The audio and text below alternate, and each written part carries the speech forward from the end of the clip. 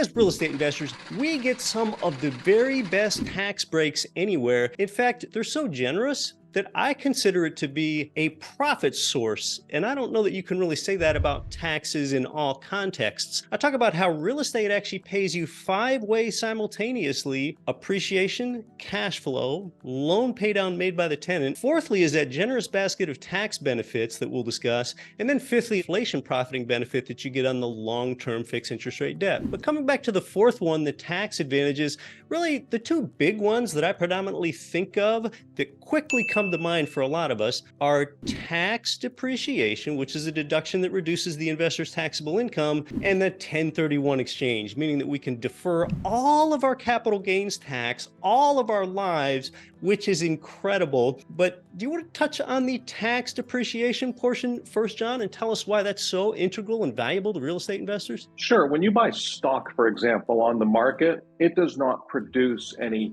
paper deductions. Basically, you get the stock, whatever you paid for it is your tax cost, your basis. And when you sell it, you just look, what did I sell it for? Minus the tax cost. That's my gain. There are no benefits in the intervening time. You just sit and hold it, nothing really happens. Real estate's different in that you get a paper deduction. Why? Congress said so. You get something called depreciation, and it's formulaic. You take the cost that you have in the property, what you have invested, and you multiply it by some number. Now that's where the cost segregation gets interesting, because we debate which number. But for the moment, let's just pick a number. The most typical one is 3.6%. You multiply the building by 0.036 of what you have invested in it, and annually, that's a deduction you get because. And so that goes a long way when you add it to other expenses to reducing your income to zero. So the functional income tax rate is much lower. So if you have a $1 million building, we're not talking about the value of the land with the building, just a $1 million building. Therefore, you'd have about $36,000 each year that you do not get taxed on. That $36,000 is deducted from your rent income. Exactly. Try that with stock. Or, I mean, you can't, so don't. That was a hypothetical non-suggestion.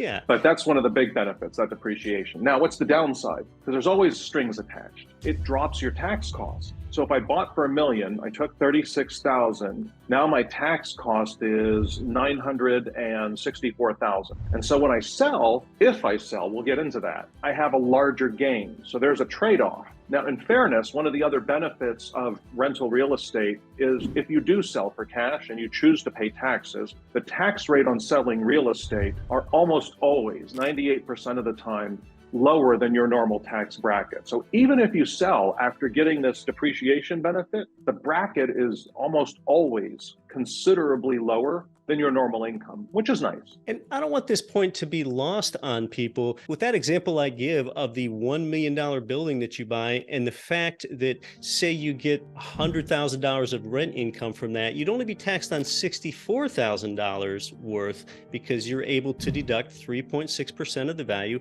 of the $1 million building against your rent income. And that $36,000 deduction, typically with a lot of other investments, in order to get that deduction, you would have to make a $36,000 expense, like, for example, buying a new heating system for the building. But no, you don't have to buy a new $36,000 heating system for the building where you might qualify for that deduction. It's magic and just take this $36,000 deduction out of thin air because the tax code says that you can. Down the road, when it comes time to sell this $1 million building, say 10 years later, you wanted to sell this $1 million building for $2 million. Oh, I'm certainly oversimplifying here, but say that gave you a $1 million gain because you bought it for $1 million and you're selling it for $2 million down the road. We have something known as the 1031 exchange. Tell us more about the 1031 exchange when it comes to selling this example building 10 years down the road for $1 million more than what you bought it for. If you want to avoid paying tax, here's the basics, and then we'll get into a little bit of the process. The basics are you're swapping one house for another, but you don't have to direct swap. It's not barter. You don't have to go find someone who wants your house and you happen to want their house. That's just not practical. Rather, you sell your house, the money goes into the hands. This is really important. The money goes into the hands of what's called a qualified intermediary. There are tons of them, and that's pretty much a commodity at this point. So they're not that expensive. The money has to go in their hands. If you touch the money with your hands, it becomes dirty money and it's taxable. So it sells, It goes straight from closing to the qualified intermediary, and you have certain deadlines, 45 days to find properties that you want and 180 days total from the sale date to close, which kind of can help you time, especially if you have a cooperative buyer, helps you need to time. For example, maybe I want to find the property I want sooner and then get out and sell the one I've got. And you can do it in reverse order. You can go buy a property and then sell something afterwards and say to the government, listen, I want the funds from this later sale to apply to this prior purchase. A reverse exchange. Yeah, reverse exchange. And there are some creative games we can play with reverse exchanges. They're looser rule-wise than the normal ones. I enjoy those. A 1031 exchange, such a benefit where you can defer your capital gains tax. Say in this example, you had $1 million then that would be subject to the capital gains tax, which is going to be a rate of 15% or more. And if you don't do a 1031 exchange, you have to pay back to the government all at once that tax depreciation that we discussed earlier. So there are actually consequences. It's going to feel like there are consequences to not doing a 1031 exchange. So you kind of get your money trapped in this real estate game. It might be the best place to have it, but that's something that I think investors need to understand for the long term. And it's the classic strategy, 1031 until you die. Now, what typically occurs with investors in the life cycle, they want a little more time, so they start 1031ing into more passive type investments, whether it's with a management company or a property that by its nature tends to be a little bit more passive. But the object is to die and not sell. Now, I'm not suggesting everyone go out and die right away. That's great tax planning. But in terms of, reality, it's not so great. So let's give an example. You bought for $1 million. Many years later, it's worth $10 million. Your basis in the property is $100,000 because you've depreciated it. So if you sell, there's a huge gain. You die. Whoever inherits is going to love you. At least we hope they will, because when they inherit the property that's worth $10 million, their tax cost, their basis at law is $10 million. They can sell the next day with no gain. That's the infamous step up in basis. Right. And the object is to convert the deferral into tax-free. If you defer long enough, it becomes tax-free. That's the goal. And John touched on it. There is no limit to the number of times that you can do the 1031 tax deferred exchange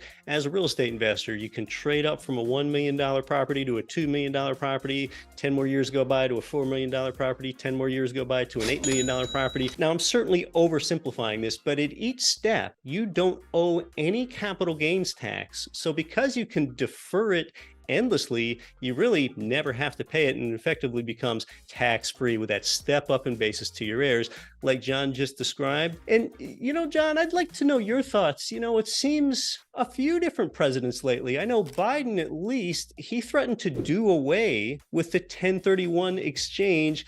I just wonder if the 1031 exchange is ever going to get precarious.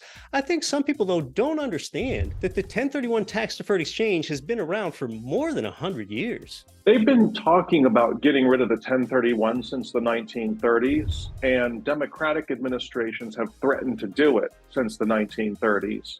They've never had the supermajority they need to actually get away with it. And even then, some of the lobbyists on the Democratic side said, listen, this is not a good idea. It freezes up capital. We want people to be able to buy and sell and not be frozen into a property because of tax reasons. So look, could it happen? Sure, we live in a crazy world, but the probability of the 1031 going away, I think is pretty darn low.